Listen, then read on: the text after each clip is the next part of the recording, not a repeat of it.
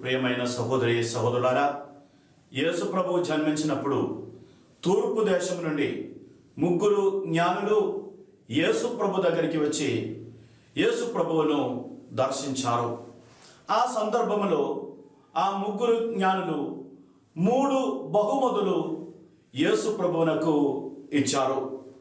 బంగారము, సాంబ్రాణి, పరిమళ ద్రవ్యము.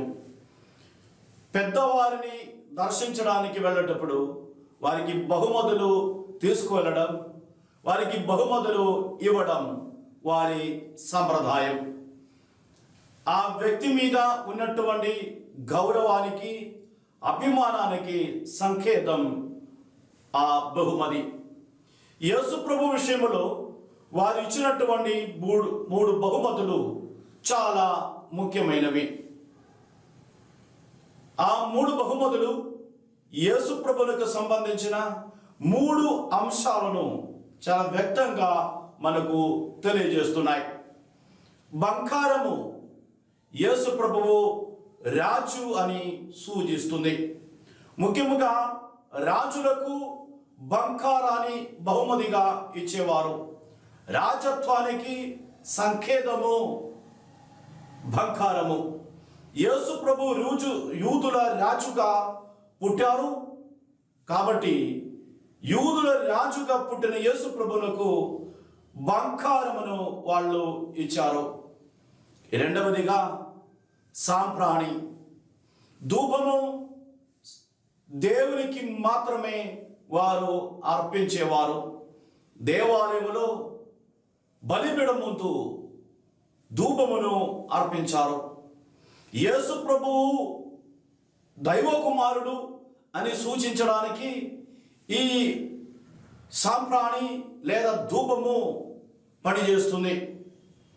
యేసు ప్రభువు దైవ కుమారుడు కాబట్టి ఆయనను ఆరాధించాలి, ఆయనకు స్తుతి స్తోత్రములు చెల్లించాలి అని సూచించడానికి ఆ ముగ్గురు జ్ఞానులు యేసు ప్రభువునకు సాంప్రాణి బహుమతిగా ఇచ్చారు. మూడవదిగా పరిమళ ద్రవ్యము. మనిషిగా అవతరించినటువంటి యేసు ప్రభువు శ్రమలను అనుభవించి మరణిస్తారు అని సూచించడానికి పరిమళ ద్రవ్యం దోహదపడుతుంది. మరణించే వారికి పరిమళ ద్రవ్యముతో ఒక బట్టలో పెట్టి సమాధి చేయడం వారి సంప్రదాయం. యేసు ప్రభు మరణించినప్పుడు కూడా పరిమళ ద్రవ్యమును తీసుకువచ్చి యేసు ప్రభువును సమాధి చేశారని పవిత్ర గ్రంథంలో మనం చదువుతున్నాం.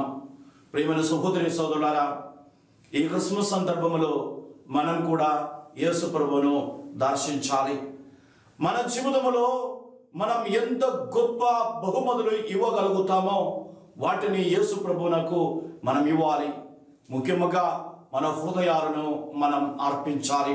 యేసు ప్రభు రాజు అని తెలుసుకొని, యేసు ప్రభు దైవ కుమారుడిని తెలుసుకొని, యేసు ప్రభువు మరణించి మన కోసం రక్షణ తెస్తారు అనే విశ్వాసముతో మనం యేసు ప్రభును స్వీకరించాలి, ఆయనకు బహుమతులు అర్పించాలి. ఈ క్రిస్మస్ సందర్భంగా మన జీవితంలోని అతి విలువైన కానుకలను యేసు ప్రభువునకు అర్పించి ఆయనను మనం స్వీకరిద్దాం. దేవుడు మనలను ధారాళంగా దీవించును గాక.